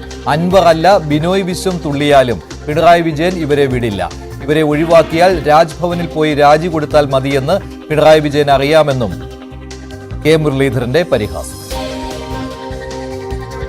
പിണറായിയുടെ കവച കുണ്ടലങ്ങളാണ് പി ശശിയും അജിത് കുമാർ. അത് കൊടുത്താൽ കർണന്റെ അനുഭവം ഉണ്ടാവുന്ന എല്ലാരേക്കാൾ നന്നായിട്ട് പിണറായിക്ക് അറിയാം. അതുകൊണ്ട് ഇനി അൻവറല്ല ബിനോയ് വിശ്വം വാളെടുത്ത് തുള്ളിയാലും ഈ കവച കുണ്ടലങ്ങൾ പിണറായി വിജയൻ ഉപേക്ഷിക്കുന്ന പ്രശ്നമില്ല. കാരണം ഇത് ഊരിയാ തീർന്നു പണി. ഇത് ഊരിയാൽ പിന്നെ വേറെ ഒറ്റ മാർഗ്ഗമുള്ളൂ പിണറായിന്റെ മുമ്പിൽ. നേരെ രാജ്ഭവനിൽ ചെല്ലുക, ഗവർണറെ കാണുക, രാജി കൊടുക്കുക. കാരണം ഈ രണ്ടുപേരും പലതും വിളിച്ചു പോകുന്നു. അൻവറിനെ കുറിച്ച് ഞങ്ങൾക്ക് ചില റിസർവേഷൻ ഉണ്ട്. അത് ഈ ഇലക്ഷൻ കാലത്ത് ഇപ്പൊ നമ്മളൊക്കെ കോൺഗ്രസിന് പുറത്തു പോയപ്പോഴൊക്കെ കോൺഗ്രസിനെ ഞങ്ങൾ വിമർശിച്ചിട്ടുണ്ട്. പക്ഷേ വ്യക്തിഹത്യ നടത്തരുത്. രാഹുൽ ഗാന്ധിയുടെ പിതൃത്വം പോലും ചോദ്യം ചെയ്തുകൊണ്ടാണ് കഴിഞ്ഞ ഇത്രയേറെ തിരിച്ചടി LDF-നുണ്ടായി. അപ്പൊ ഞങ്ങൾക്ക് അതിനെക്കുറിച്ചൊക്കെ ഒന്നും ഞങ്ങൾക്ക് മറക്കാൻ കഴിയില്ല. അല്ല, പക്ഷെ അദ്ദേഹം തിരുത്തി പറഞ്ഞാൽ അപ്പോൾ ആലോചിക്കാന്നാണ് ഇല്ല, അങ്ങനെ ഒരു തീരുമാനവും ഞങ്ങൾ പാർട്ടിയിൽ എടുത്തിട്ടില്ല, UDF-ലും ചർച്ച ചെയ്തിട്ടില്ല. മാത്രമല്ല അൻവറിന്റെ വിഷയം UDF-ലും ചർച്ച ചെയ്യേണ്ട വിഷയമാണ്. ഞങ്ങൾ മാത്രം ചർച്ച ചെയ്താൽ പോരാ. അവിടെയും പരാതിയുണ്ട്, ഘടകകക്ഷികൾക്കും പരാതിയുണ്ട്. അൻവർ കോൺഗ്രസ്സുകാരനായിരുന്ന കാലത്ത് ചെയ്ത ചില നടപടികളെ കുറിച്ച് അവർക്കും പരാതിയുണ്ട്. അതുകൊണ്ട് കോൺഗ്രസിലോ UDF-ലോ ഈ വിഷയം ഇപ്പൊ ചർച്ചാ വിഷയമല്ല. അൻവർ ഇതുവരെ LDF ഇട്ടിട്ടില്ല. വിടുമ്പോൾ നമുക്ക് ആലോചിക്കാം.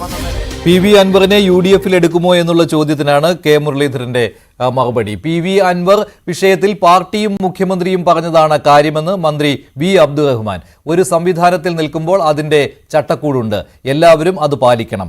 അൻവറിന്റെ മേൽ എല്ലാം ചാർത്തുക എന്നതല്ല അതിനർത്ഥം. അന്വേഷണം പൂർത്തിയായാൽ നടപടി ഉണ്ടാകുമെന്നും മുഖ്യമന്ത്രിയും പാർട്ടിയും അൻവറിനെ തള്ളിപ്പറഞ്ഞിട്ടില്ലെന്നും അബ്ദുറഹ്മാൻ പറഞ്ഞു. പൂനെയിൽ EY കമ്പനിയിൽ ചാർട്ടേഡ് അക്കൗണ്ടന്റായി ജോലിയിലിരിക്കെ മരിച്ച അന്ന സെബാസ്റ്റ്യന്റെ വീട്ടിലെത്തി മന്ത്രിമാരായ MB രാജേഷും മുഹമ്മദ് റിയാസും. അന്ന സെബാസ്റ്റ്യന്റെ മരണത്തിൽ നിർമ്മല സീതാരാമന്റെ പ്രസ്താവന പിൻവലിക്കണമെന്ന് മന്ത്രിമാർ ആവശ്യപ്പെട്ടു.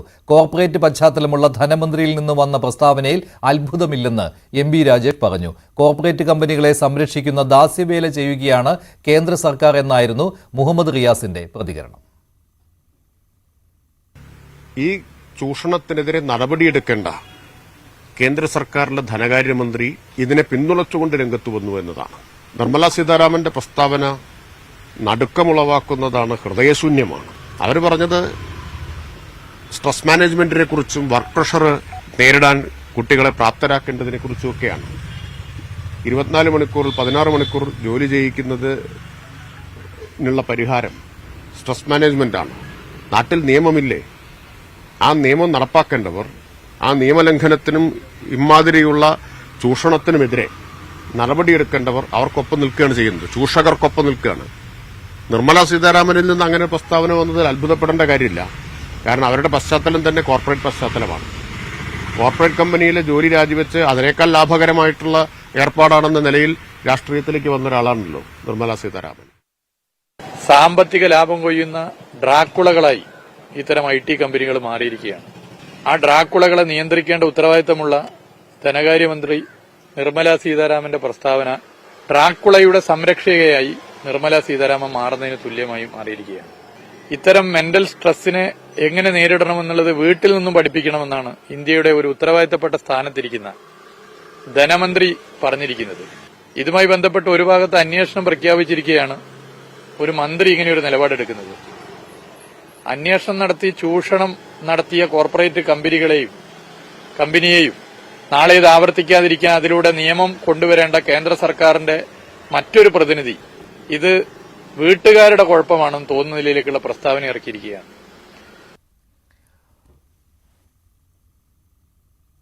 മുതിർന്ന CPM നേതാവ് MM ലോറൻസിന്റെ മൃതദേഹം ഇന്ന് കളമശ്ശേരി മെഡിക്കൽ കോളേജിന് കൈമാറും. എറണാകുളം ടൗൺ ഹാളിൽ പൊതുദർശനത്തിന് വെച്ചിരിക്കുന്ന മൃതദേഹത്തിൽ മുഖ്യമന്ത്രി പിണറായി വിജയൻ അടക്കമുള്ള നേതാക്കൾ അന്ത്യാഞ്ജലി അർപ്പിച്ചു.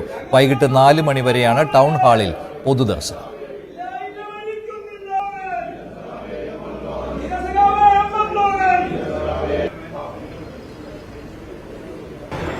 MM ലോറൻസിന് അദ്ദേഹത്തിന്റെ പ്രിയപ്പെട്ട സഖാക്കൾ അന്ത്യാഭിവാദ്യങ്ങൾ അർപ്പിക്കുകയാണ്. ഇവിടെ എറണാകുളം ടൗൺ ഹാളിൽ അദ്ദേഹത്തിന്റെ മൃതദേഹം പൊതുദർശനത്തിന് വെച്ചിരിക്കുന്നു. ഇവിടേക്ക് നിരവധിയായ നേതാക്കൾ ഇവിടേക്ക് എത്തിക്കൊണ്ടിരിക്കുന്നു. രാവിലെ മുഖ്യമന്ത്രി പിണറായി വിജയൻ ഇവിടെ എത്തുകയും അന്ത്യാഭിവാദ്യങ്ങൾ അർപ്പിക്കുകയും ചെയ്തു. സംസ്ഥാനത്തെ വിവിധ മന്ത്രിമാർ, അതോടൊപ്പം തന്നെ CPMന്റെ പ്രധാനപ്പെട്ട നേതാക്കൾ, വിവിധ സംഘടനാ നേതാക്കൾ തുടങ്ങി വലിയൊരു വൃന്ദം ആളുകൾ ഇവിടേക്ക് എത്തുകയും അദ്ദേഹത്തിന് അന്ത്യാഭിവാദ്യങ്ങൾ അർപ്പിക്കുകയും ചെയ്യുകയാണ്. സുദീർഘമായ ഒരു കാലയളവ് അദ്ദേഹം ട്രേഡ് യൂണിയൻ രംഗത്ത് പൂർത്തിയാക്കുന്നു. അതുകൊണ്ട് തന്നെയും വിപുലമായ ബന്ധങ്ങൾ, അത് കീഴ്ത്തട്ട് വരെയും വലിയ മുതിർന്ന നേതാക്കൾ മുതൽ താഴേക്കിടയിലുള്ള തൊഴിലാളികൾ വരെയും അദ്ദേഹത്തിന്റെ വിപുലമായ സൗഹൃദത്തിന്റെ സഞ്ചയത്തിലുണ്ട്. അതുകൊണ്ട് നിരവധിയായ ആളുകൾ ഇവിടേക്ക് എത്തുകയും അദ്ദേഹത്തിന് അന്ത്യാഭിവാദ്യങ്ങൾ നേർന്നുകൊണ്ട് മടങ്ങുകയും ചെയ്യുന്നു. വൈകിട്ട് 4 മണി വരെയാണ് എറണാകുളം ടൗൺ ഹാളിൽ ഇവിടെ പൊതുദർശനത്തിനുള്ള ക്രമീകരണങ്ങൾ ചെയ്തിരിക്കുന്നത്. ഇതിനുശേഷം 4 മണിക്ക് അദ്ദേഹത്തിന്റെ തന്നെ നേരത്തെ തന്നെ അദ്ദേഹം തന്റെ ആഗ്രഹം പ്രകടമാക്കിയിരുന്നു. അദ്ദേഹത്തിന്റെ ഭൗതിക ശരീരം പഠനത്തിനായി, മെഡിക്കൽ പഠനത്തിനായി വിട്ടുകൊടുക്കണമെന്ന് അടക്കമുള്ള കാര്യങ്ങൾ പറഞ്ഞിരുന്നു. അതനുസരിച്ചുകൊണ്ട് തന്നെ 4 മണിയോടുകൂടി അദ്ദേഹത്തിന്റെ ഭൗതിക ശരീരം എറണാകുളം മെഡിക്കൽ കോളേജിന് കൈമാറുകയും ചെയ്യും. അതുവരെയും ഇവിടെ പൊതുദർശനം തുടരുകയുമാണ്. ഇന്ന് രാവിലെയാണ് ഇവിടെ സ്വകാര്യ ആശുപത്രിയിൽ മോർച്ചറിയിൽ സൂക്ഷിച്ചിരുന്ന മൃതദേഹം ഇവിടേക്ക് കൊണ്ടുവരുന്നത്. ആദ്യം അദ്ദേഹത്തിന്റെ വസതിയിൽ, കടവന്ത്രയിലുള്ള വസതിയിൽ കൊണ്ടുവരികയും അവിടെ ചെറിയ രീതിയിൽ പൊതുദർശനത്തിന് വേണ്ടിയുള്ള ക്രമീകരണങ്ങൾ ചെയ്തിരുന്നു. ഇതിനുശേഷം അദ്ദേഹം എറണാകുളം CPMന്റെ എറണാകുളം ജില്ലാ സെക്രട്ടറി സുദീർഘമായ ഒരു കാലയളവ് പൂർത്തിയാക്കിയിരുന്ന 68 മുതൽ 77 വരെ ഏതാണ്ട് 9 വർഷത്തോളം അദ്ദേഹം അവിടെ ചെലവഴിക്കുകയും ചെയ്തു. ഇതിനുശേഷം ഇപ്പോൾ ഇവിടേക്ക് മൃതദേഹം എത്തിക്കുകയും അവിടെ വെച്ചാണ് പാർട്ടി പതാക പുതപ്പിക്കുകയും ചെയ്തത്. ഇതിനുശേഷമാണ് ഇവിടേക്ക് എറണാകുളം ടൗൺ ഹാളിലേക്ക് മൃതദേഹം പൊതുദർശനത്തിനായി കൊണ്ടുവരികയും ചെയ്തത്. ഇതിനുശേഷം ഇപ്പോഴുള്ള പൊതുദർശനം തുടരുകയാണ്. വിവിധ കോണുകളിൽ നിന്നും നിരവധിയായ നേതാക്കൾ ഇവിടേക്ക് എത്തുകയും അന്ത്യാഭിവാദ്യങ്ങൾ അദ്ദേഹത്തിന് അർപ്പിക്കുകയും ചെയ്യുന്നു. ഇത് പൂർത്തിയാക്കി 4 മണിയോടുകൂടി ഇവിടുത്തെ ഈ ഒരു ക്രമീകരണങ്ങൾ പൂർത്തിയാക്കി മൃതദേഹം എറണാകുളം മെഡിക്കൽ കോളേജിന് പഠന ആവശ്യങ്ങൾക്ക് വേണ്ടി മെഡിക്കൽ കോളേജിനെ കൈമാറുകയും ചെയ്യും. പാർട്ടി പരിപാടിയിൽ നിന്ന് വീണ്ടും EP Jayarajan വിട്ടുനിന്നു. Azhikodan Raghavan അനുസ്മരണത്തിൽ EP പങ്കെടുത്തില്ല. MM ലോറൻസിന് അന്ത്യാഞ്ജലി അർപ്പിക്കാൻ എറണാകുളത്തേക്ക് പോകുന്നതുകൊണ്ടാണ് പങ്കെടുക്കാത്തതെന്നാണ് വിശദീകരണം. പയ്യാമ്പലത്തെ അനുസ്മരണ ചടങ്ങിലാണ് EP ജയരാജൻ പങ്കെടുക്കേണ്ടിയിരുന്നത്. ലഡ്ഡു പ്രസാദമുണ്ടാക്കാനുള്ള നെയ്യിൽ മൃഗക്കൊഴുപ്പ് കണ്ടെത്തിയതിനെ തുടർന്ന് തിരുപ്പതി ശ്രീ വെങ്കടേശ്വര സ്വാമി ക്ഷേത്രത്തിൽ മഹാശാന്തി ഹോമം നടത്തി. ഇന്ന് രാവിലെയാണ് തിരുമല തിരുപ്പതി ദേവസ്ഥാനം ടെമ്പിൾ കോംപ്ലക്സിൽ പരിഹാരക്രിയ നടത്തിയത്. തിരുമല തിരുപ്പതി ദേവസ്ഥാനം എക്സിക്യൂട്ടീവ് ഓഫീസർ ശ്യാമലറാവുവും പൂജാരിമാരും TDT ഉദ്യോഗസ്ഥരും ഹോമത്തിൽ പങ്കെടുത്തു.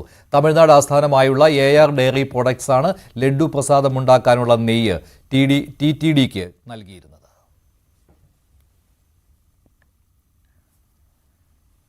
ശ്രീലങ്കയുടെ പുതിയ പ്രസിഡന്റായി അനുര കുമാര ദിസനായകയെ സത്യപ്രതിജ്ഞ ചെയ്ത് അധികാരമേറ്റു. ചീഫ് ജസ്റ്റിസ് ജയന്ത് ജയസൂര്യയ്ക്ക് മുന്നിലാണ് സത്യപ്രതിജ്ഞ ചെയ്തത്. ഇന്നലെ ആദ്യഘട്ട വോട്ടെണ്ണൽ പൂർത്തിയായപ്പോൾ ആർക്കും കേവല ഭൂരിപക്ഷമില്ലാത്ത സാഹചര്യത്തിൽ ചരിത്രത്തിലാദ്യമായി പ്രിഫറൻസ് വോട്ടുകൾ കൂടി എണ്ണിയാണ് ദിസനായകയെ അധികാരത്തിൽ എത്തിയത്.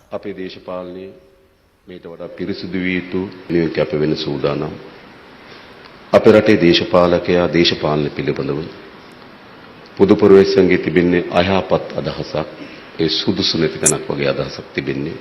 ඒ නිසා අපි පැත්තෙන් අපි උපරිම ලෙස නැවත දේශපාලකයෙක් කෙරෙහි കഴിഞ്ഞ ഫെബ്രുവരിയിൽ ശ്രീലങ്കൻ പ്രസിഡന്റ് കേരളം സന്ദർശിച്ചതാണ്. ആ സമയത്ത് വ്യവസായ മന്ത്രി P രാജീവിന്റെ ഓഫീസും സന്ദർശിച്ചിരുന്നു. ഇന്ന് ഫേസ്ബുക്ക് പോസ്റ്റിൽ ഈ ഫോട്ടോ പങ്കുവച്ചിട്ടുണ്ട്.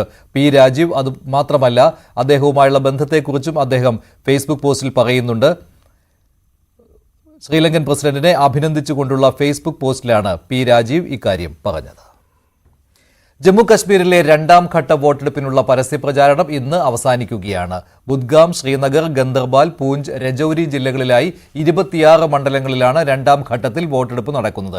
239 സ്ഥാനാർത്ഥികളാണ് ജനവിധി തേടുക. പ്രചാരണത്തിനായി രാഹുൽ ഗാന്ധി എത്തും. ശ്രീനഗർ, പൂഞ്ച് എന്നിവിടങ്ങളിലെ പ്രചാരണ റാലികളിൽ രാഹുൽ ഗാന്ധി പങ്കെടുക്കും. ഒമർ അബ്ദുള്ള, രവീന്ദർ റെയ്ന, താരിഖ് ഹമീദ് തുടങ്ങിയവരാണ് ജനവിധി തേടുന്ന പ്രമുഖർ. പാലക്കാട് കൊല്ലങ്കോട് 10ാം ക്ലാസ്സുകാരനെ കാണാതായി. കൊല്ലങ്കോട് സീതാർകുണ്ട് സ്വദേശിയായ അതുൽ പ്രിയനെയാണ് കാണാതായത്. അമ്മയ്ക്ക് കത്തെഴുതി വെച്ചാണ് അതുൽ വീട്ടിൽ നിന്ന് പോയത്. സംഭവത്തിൽ കൊല്ലങ്കോട് പോലീസ് അന്വേഷണം തുടരുകയാണ്.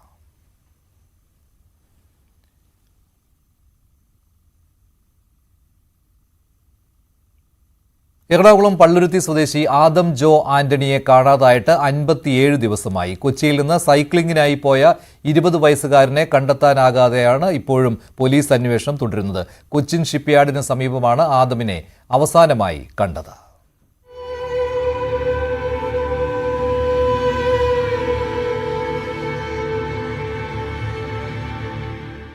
ഒരു സുപ്രഭാതത്തിൽ ഒന്നും പറയാതെ എവിടേക്കോ പോയ മകനു വേണ്ടി കാത്തിരിക്കുകയാണ് എറണാകുളം പള്ളുരുത്തിയിലെ ഒരു അച്ഛനും അമ്മയും. ജൂലൈ 28 പുലർച്ചെ 3 മണിക്ക് ഫോണോ പണമോ വസ്ത്രങ്ങളോ എടുക്കാതെ ഒരു സൈക്കിളിൽ വീട്ടിൽ നിന്നിറങ്ങി. കൊച്ചിൻ ഷിപ്പ്യാർഡ് വരെ പോയതിന്റെ തെളിവായ CCTV ദൃശ്യങ്ങൾ ലഭിച്ചിട്ടുണ്ട്. അതിനപ്പുറത്ത് എവിടേക്ക് പോയെന്ന് ഇനിയും കണ്ടെത്താനായിട്ടില്ല.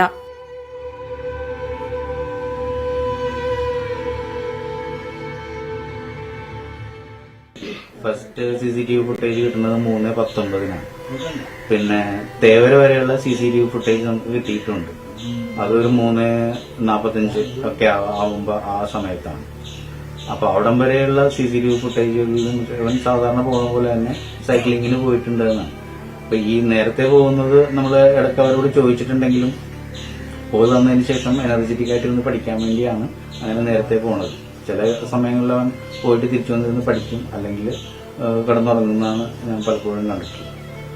പക്ഷെ നമുക്ക് വീട്ടിലൊരു പ്രശ്നമോ ഒരു വഴക്കോ അങ്ങനെയുള്ള ഒരു കാര്യങ്ങളും പോണതിന്റെ തലേ ദിവസം ഉണ്ടായിട്ടില്ല. പഠനത്തിലെ മികവിന് ആദത്തിന് ലഭിച്ച സമ്മാനങ്ങളാണ് വീട്ടിലെ മേശപ്പുറത്ത് നിറയെയുള്ളത്. മകൻ പഠിച്ചു മിടുക്കനായി ഉയരങ്ങളിലെത്തുന്നത് സ്വപ്നം കണ്ടിരിക്കുന്ന മാതാപിതാക്കളായ ആന്റണിയും സിമിയും കഴിഞ്ഞ 1.5 മാസമായി മകനെ ഓർത്ത് കണ്ണീർ വാർത്ത് കാത്തിരിക്കുകയാണ്. പ്രത്യേകിച്ചൊന്നും ഉണ്ടായില്ല. അനിയൻ്റെ കൂടെ കിടക്കുന്നത് 1 മണിക്കൂർ കഴിഞ്ഞിട്ട് വരാമെന്നും പറഞ്ഞ് അവനോട് പറഞ്ഞിട്ട് പോയതാണ്. അല്ലാതെ വേറെ ഒന്നും പ്രത്യേകിച്ചൊന്നും പറഞ്ഞില്ല. എല്ലാ സാധാരണ പോലെയാണ്. കൊച്ചിയിലോ സമീപ പ്രദേശങ്ങളിലോ ഉപേക്ഷിക്കപ്പെട്ട നിലയിൽ ആദത്തിന്റെ സൈക്കിളും ഇനിയും കണ്ടെത്താനായിട്ടില്ല. പിന്നെ എങ്ങോട്ടാകാം ആദം പോയതെന്ന ചോദ്യത്തിനാണ് ഈ മാതാപിതാക്കൾ ഉത്തരം തേടുന്നത്. കേരളത്തിനകത്തും പുറത്തും വ്യാപകമായ അന്വേഷണം നടത്തിയിട്ടും ആദത്തെക്കുറിച്ച് ഒരു സൂചനയും പള്ളുരുത്തി പോലീസിനും കിട്ടിയിട്ടില്ല. മകൻ തിരികെ വരുമെന്ന പ്രതീക്ഷയിലാണ് ഈ മാതാപിതാക്കൾ. ന്യൂസ് 18 കൊച്ചി. MM ലോറൻസിന്റെ മൃതദേഹം കളമശ്ശേരി മെഡിക്കൽ കോളേജിന് കൈമാറുന്നതിനെ ചൊല്ലിയുള്ള വിവാദം തുടരുകയാണ്. മകൾ ആശ ലോറൻസ് നേരത്തെ തന്നെ ഇതിനെതിരെ പ്രതികരിച്ചിരുന്നു. പള്ളിയിൽ അടക്കം ചെയ്യണം എന്നാണ് ആശ ലോറൻസിന്റെ ആഗ്രഹം.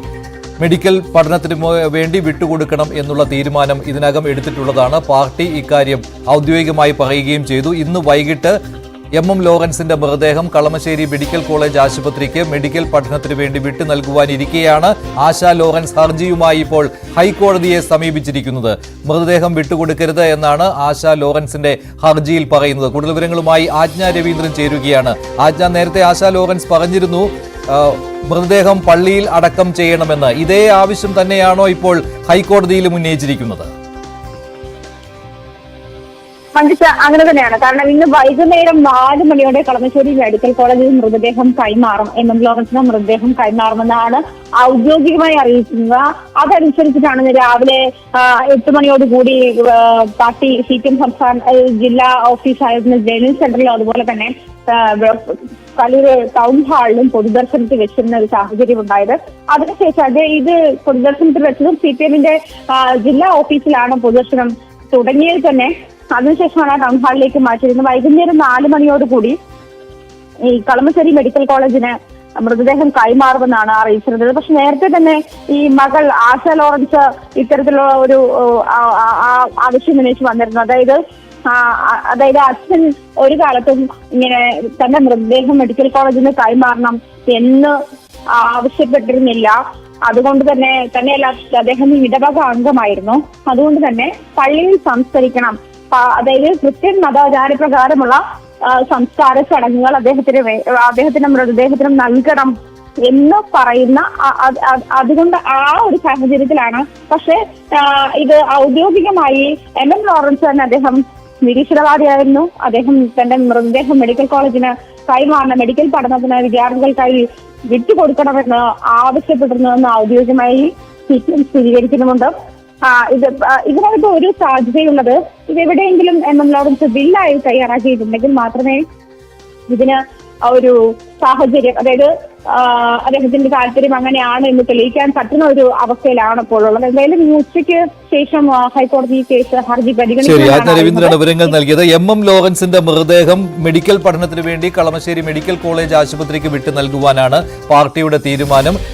MM ലോറൻസിന്റെ മകൻ ഇക്കാര്യം അറിയിച്ചിരുന്നു. കുടുംബത്തിന്റെ ആഗ്രഹവും അതുമാത്രമല്ല MM ലോറൻസിന് ഈ ആഗ്രഹം ഉണ്ടായിരുന്നുവെന്ന് മകൻ പറഞ്ഞിരുന്നുവെന്നാണ് പാർട്ടിയുടെ ഔദ്യോഗികമായ വിശദീകരണം. എന്നാൽ മകളായ ആശ ലോറൻസ് പറയുന്നത് അങ്ങനെ ഒരു ആഗ്രഹം MM ലോറൻസിന് ഉണ്ടായിരുന്നില്ല, അദ്ദേഹം അക്കാര്യം പറഞ്ഞിട്ടില്ല എന്നാണ്. അതുമാത്രമല്ല, കുടുംബത്തിലെ മറ്റുള്ളവരുടെയൊക്കെ ചടങ്ങുകൾ, അത് വിവാഹം, അതുപോലെ തന്നെ മാമോദീസ, ഇങ്ങനെയുള്ള ചടങ്ങുകളിലൊക്കെ പള്ളിയിൽ MM ലോറൻസ് പങ്കെടുത്തിട്ടുണ്ട്.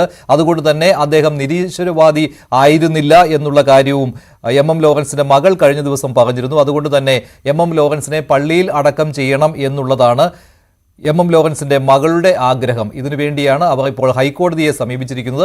മെഡിക്കൽ പഠനത്തിന് വേണ്ടി MM ലോറൻസിന്റെ മൃതദേഹം വിട്ടുകൊടുക്കരുത് എന്നാവശ്യപ്പെട്ടുകൊണ്ടാണ് മകൾ ആശ ലോറൻസ് ഹൈക്കോടതിയിൽ ഹർജി നൽകിയിരിക്കുന്നത്. ഹർജി ഉച്ചയ്ക്ക് ശേഷം ഹൈക്കോടതി പരിഗണിക്കും.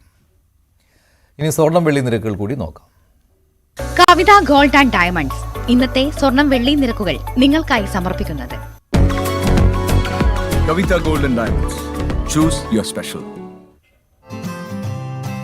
സ്വർണം 22 ക്യാരറ്റ് ഗ്രാമിന് 6980, പവന് 55,840. 18 ക്യാരറ്റ് ഗ്രാമിന് 5785, പവന് 46,280. വെള്ളി ഗ്രാമിന് 96, കിലോയ്ക്ക് 96,000 രൂപ. കവിത ഗോൾഡ് ആൻഡ് ഡയമണ്ട്സ് ഇന്നത്തെ സ്വർണം വെള്ളി നിരക്കുകൾ നിങ്ങൾക്കായി സമർപ്പിക്കുന്നത് Kavitha gold and diamonds. Choose your special. ഇടവേളയ്ക്ക് ശേഷം സ്പോട്ട് ലൈവ് ടോം കുര്യാക്കോസ് ചേരും.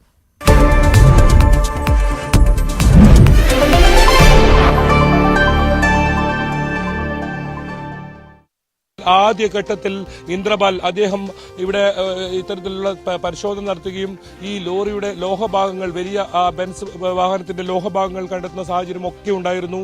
ആ സ്ഥലം കേന്ദ്രീകരിച്ച് തന്നെയായിരിക്കും ഇന്നത്തെ തെരച്ചിൽ. ഇന്നലെ നേവിയുടെ സോണാർ പരിശോധനയിൽ കണ്ടെത്തിയ ആ സ്ഥലത്ത് തെരച്ചിൽ നടത്തിയെങ്കിലും ഏതെങ്കിലും തരത്തിൽ നമ്മുടെ അർജുന്റെ ലോറിയോ അർജുന്റെയോ കണ്ടെത്താൻ സാധിച്ചിരുന്നില്ല.